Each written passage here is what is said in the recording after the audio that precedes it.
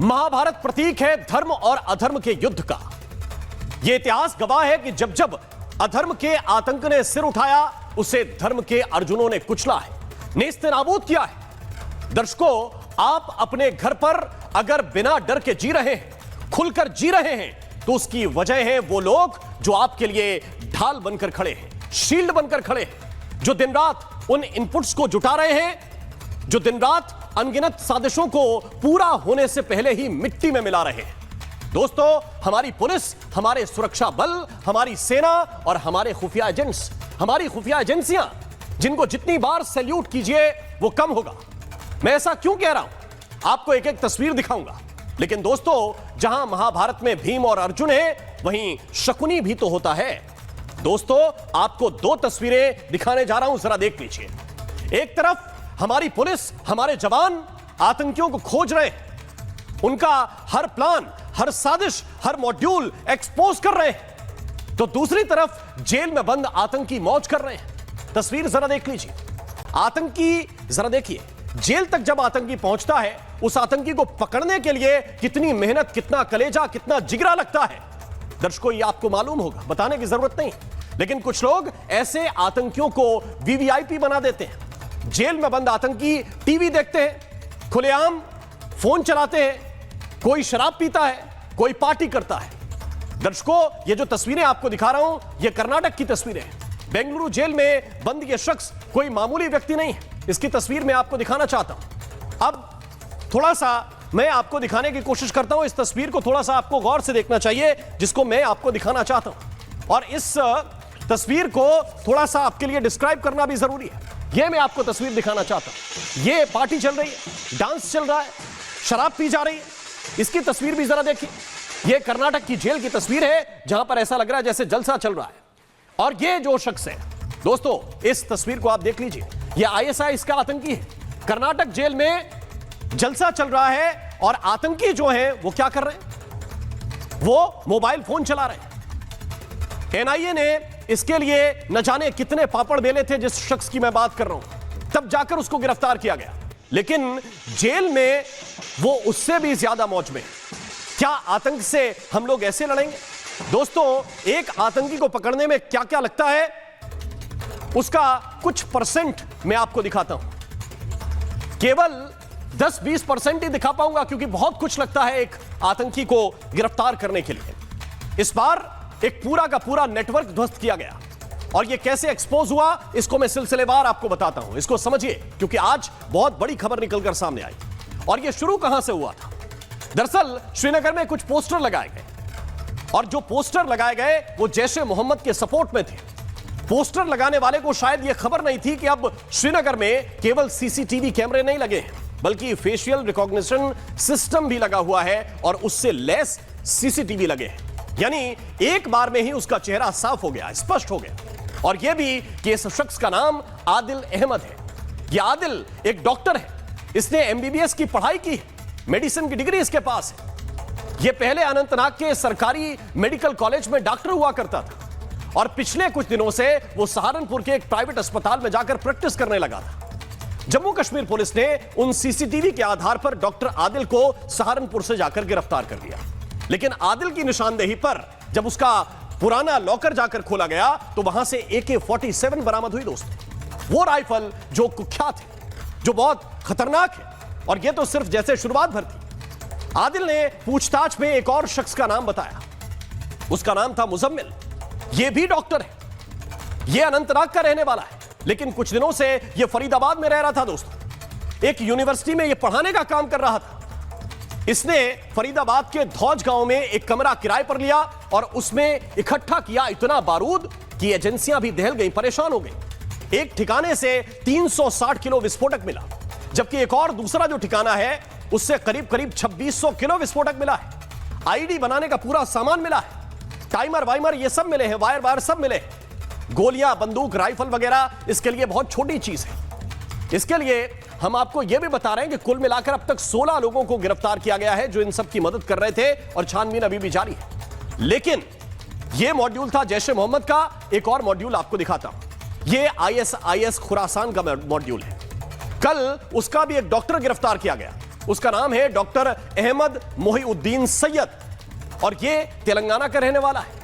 इस पर कार्रवाई की है गुजरात एटीएस ने। दर्शकों, ये शख्स भी चीन से एमबीबीएस पढ़कर आया था, यानी डॉक्टर है, और इसकी जो साजिश थी वो आपको हिलाकर रख देगी। दोस्तों, ये बारूद और बम नहीं बना रहा था, ये राइसिन बना रहा था, जिसको कुछ लोग रिसिन कहते हैं, कुछ लोग रिकिन कहते हैं।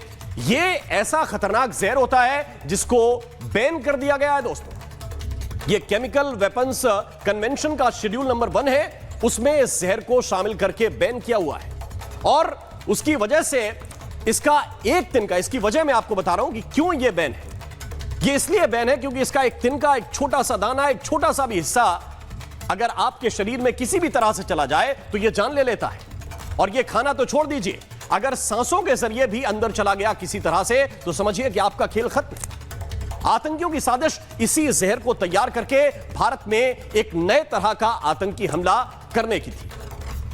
दोस्तों, कहने में यह बहुत आसान है कि आतंकवादी पकड़े गए हैं, लेकिन करने में नहीं है। मैं कुछ तस्वीरें आपको दिखाना चाहता हूं। इस कार्रवाई के लिए क्या क्या करना पड़ता है, वो अंदर के डिटेल्स, वो सालों की मेहनत, वो सब कुछ अलग है। वो मैं आपको नहीं दिखा पाऊंगा, लेकिन जो हम देख पाते हैं, जो हमारे कैमरे देख पाते हैं, उसको मैं आपको दिखाना चाहता हूं। और केवल ये देखिए नहीं, ये आप महसूस भी कीजिए मेरे साथ। ये तस्वीर मैं आपको दरअसल दिखाना चाहता हूं। दोस्तों, एक बार मेरे साथ आ जाइए। रेड हुई है, ये जरा देखिए, मैं आपको तस्वीर दिखाना चाहता हूं। रेड हुई है और कैसी होती है रेड। अनंतनाग की एक तस्वीर जरा देख लीजिए। ये वो जवान है जो अपनी जान हथेली पर लेकर जा रहे हैं। दोस्तों, सामने से कौन आ रहा है, इन्हें इस बात की परवाह नहीं है।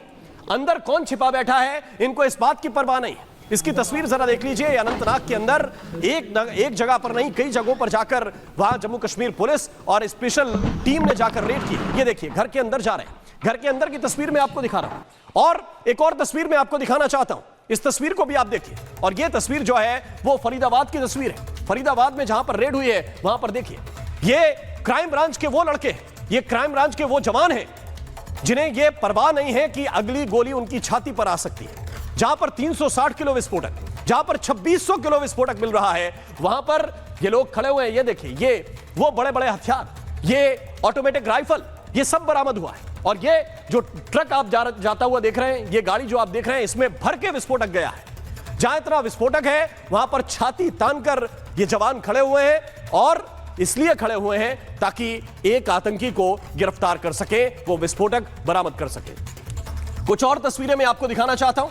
आतंकी मददगारों पर जब एक्शन लिया गया तो जम्मू कश्मीर में किस तरह से रेड हुई, उसकी एक और तस्वीर, ये कुलगाम जम्मू कश्मीर की तस्वीर मैं आपको दिखा रहा हूं, जिसको इस वक्त आप देखिए और ये महसूस कीजिए कि ये जवान अपनी जान पर खेलकर कैसे एक एक आतंकी तक पहुंचते हैं। कई जगहों पर ऐसी रेड की जाती है, तब जाकर एक आतंकी मिलता है। ऐसा नहीं कि जहां गए वहीं मिल गया। कई जगह इनपुट मिलते हैं, फेल हो जाते हैं, लेकिन कई जगहों पर जान पर खेलकर आतंकी को गिरफ्तार किया जाता है। एक और ये देखिए, एक और तस्वीर मैं आपको दिखाना चाहता हूं। ये शोपियां की तस्वीर है और इस तरह से कई जगहों पर रेड की गई, तब जाकर कुछ गिरफ्तारियां हुई हैं। और जब मैं ये देखता हूं कि इतनी मेहनत के बाद, ये देखिए एक और तस्वीर जरा देखिए, मैं आपको किश्तवाड़ की तस्वीर दिखाना चाहता हूं। एक इलाका थोड़ी है जहां से इनपुट मिल रहे हैं, एक इलाका थोड़ी है जहां से गिरफ्तारियां हो रही हैं। कई इलाके ऐसे हैं जहां पर यह टीम जाती है और जान लगानी पड़ती है। मैं आपको जिस जहर खुरानी डॉक्टर की बात कर रहा था, जो वो राइसिन नामक जहर बना रहा है, उसकी तस्वीर भी जरा देखिए। इनको पकड़ कर लाए, एक डॉक्टर और उसके 2 और साथी, ये गिरफ्तार किए गए। ये वो जहर बना रहे थे जो अगर इंजेक्शन के जरिए, खाने के जरिए, पानी के जरिए, हवा के जरिए अगर आपकी बॉडी में जरा सा भी चला जाए तो फिर आपकी जान जानी तय है। ये वो 3 चेहरे हैं जिनकी तस्वीर मैं आपको दिखाना चाहता हूं। और इन तक एक दिन में पहुंच गई क्या टीम। मेहनत लगती है और कलेजा भी लगता है। ये देखिए, ये आदिल अहमद नाम डॉक्टर है, सहारनपुर में काम कर रहा था, अनंतनाग का रहने वाला है, वहां के सरकारी मेडिकल कॉलेज का रेजिडेंट था, लेकिन यहां पर आकर प्रैक्टिस कर रहा है। किसी को पता ही नहीं कि यह शख्स है कौन, करता क्या है। उसको जम्मू कश्मीर पुलिस वहां से आकर सहारनपुर से गिरफ्तार करके ले जाती है। यह देखिए। और अब हम थोड़ा सा आगे बढ़ते हैं। इसीलिए दर्शकों, जब इतनी मेहनत से जो आतंकी पकड़े गए हैं, वो अगर जेल में जलसा करते हुए पकड़े जाएं तो दुख होता है। और इसीलिए आज मैं कुछ सवाल पूछना चाहता हूं। सवाल यह है कि आतंकी को वीवीआईपी ट्रीटमेंट कोई कैसे दे सकता है? और क्यों देना चाहिए? सवाल यह है कि राजधानी दिल्ली के पास 2900 किलो विस्फोटक आखिर आया कैसे? कोई तो रूट होगा, कोई तो तरीका होगा। वो तो जम्मू कश्मीर पुलिस ने एक शख्स को पकड़ लिया, और अगर ना पकड़ता वो सीसीटीवी कैमरा, ये आदिल ना पकड़ा जाता, तो ये हजारों किलो विस्फोटक इसका क्या होने वाला था? पहले इंजीनियर, अब डॉक्टर। ये कौन सी सोच है जो इनको आतंक का हैंडलर बना रही है? ये सबसे बड़ा सवाल है। इस सोच से लड़ने का क्या तरीका इजाद किया जाए, इस सोच को कैसे तोड़ा जाए, बहस करूंगा, सवाल उठाऊंगा, लेकिन पहले एक रिपोर्ट मैं आपको दिखाता हूं।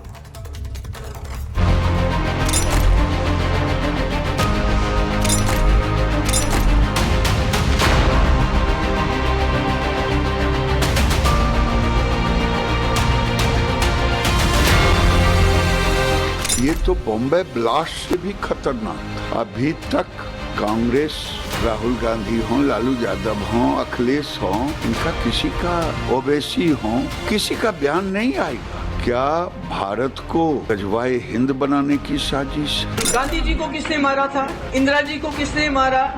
राजीव गांधी जी को किसने मारा? मुझे बताइए, वो कौन थे?